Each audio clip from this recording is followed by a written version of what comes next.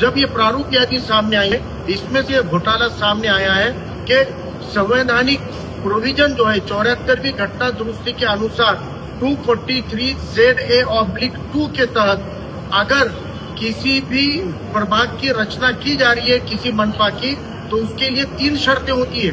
पहली शर्त होती है कि पॉपुलेशन बदल गई तो, जो कि अपनी नहीं बदली।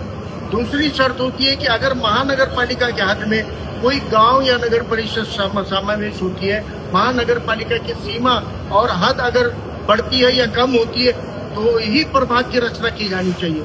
और तीसरा होता है रीएडजस्टमेंट, वो भी इधर एसी रिजर्वेशन के लिए या फिर कोर्ट के ऑर्डर पर। लेकिन ये रीएडजस्टमेंट का नियम होता है कि रीएडजस्टमेंट प्रभाग 1 से 20 तक सभी प्रभागों पे होनी चाहिए। लेकिन ये जो सामने अभी प्रभाग रचना का प्रारूप दिया गया है, इसमें प्रभाग क्रमांक 1, प्रभाग क्रमांक 2, प्रभाग क्रमांक 3, प्रभाग क्रमांक 4, प्रभाग क्रमांक 5, प्रभाग क्रमांक 10, प्रभाग क्रमांक 19, प्रभाग क्रमांक 20, ये 8 प्रभागों के अंदर कोई तब्दीली नहीं की गई है। ये 8 प्रभाग के अंदर का पॉपुलेशन और सब सेम रखा गया है, सीमाएं सेम रखी गई है। फिर 12 प्रभागों में ही तब्दीली क्यों की गई?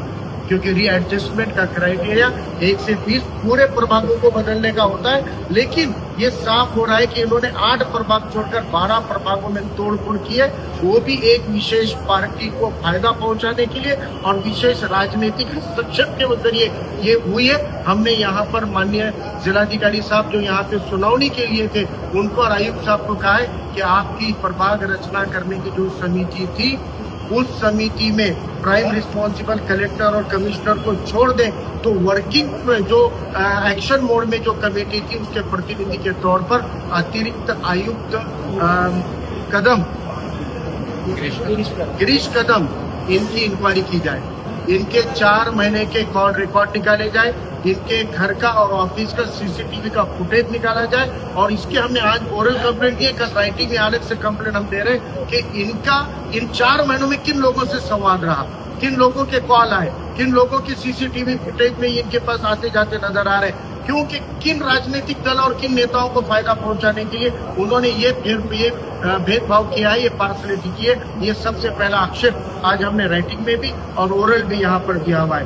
दूसरा आक्षेप है, कई प्रभागों के अंदर जो शेड्यूल कास्ट के एससी के ईबी ब्लॉक होते हैं, उनको छेड़ना नहीं, ऐसे स्पष्ट सूचना होने के बावजूद प्रभाग क्रमांक 7 और 8 के अंदर तोड़फोड़ की गई है।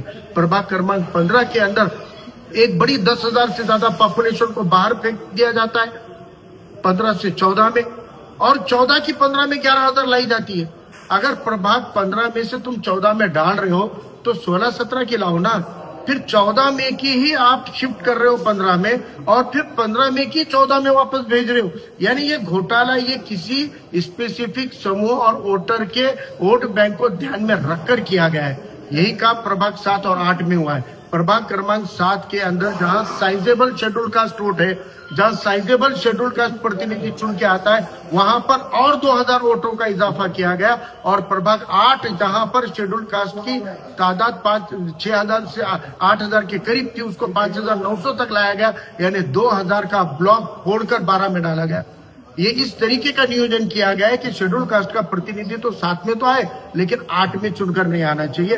ये भेदभाव किया गया। ये सारे प्रोविजंस को टेक्निकल ड्राफ्ट के साथ हमने आक्षेप दिया हुआ है। हम ये कहना चाहते हैं चुनाव आयोग को कि ये चुनाव आयोग के अख्तियार में होना चाहिए था। ये राज्य सरकार ने एक नोटिफिकेशन निकालकर राज्य सरकार के अधीन ये हुआ है, और जिन्होंने प्रभाग रचना की है उनकी शिकायत भी उन्हीं को करनी है। इनसे सुपीरियर अथॉरिटी नहीं है। डिविजनल कमिश्नर का आदमी आना चाहिए था। डिविजनल कमिश्नर को जिम्मेदार बनाया गया है, तो औरंगाबाद के डिविजनल कमिश्नर का आदमी अगर यहाँ पर आता तो माना जाता कि एक फेयर सुनावनी हो रही है, हियरिंग हो रही है। लेकिन ये सुनावनी में भी भेदभाव हमको नजर आ रहा है। इसलिए आज हम स्पष्ट तौर पे करना चाहते हैं, इस पूरी प्रभाग रचना को रद्द किया जाए, 2017 के रचना के तहत चुनाव लिए जाए, या अगर आपको रीएडजस्टमेंट करनी है तो प्रभाग 1 से लेकर 20 तक पूरी करनी चाहिए।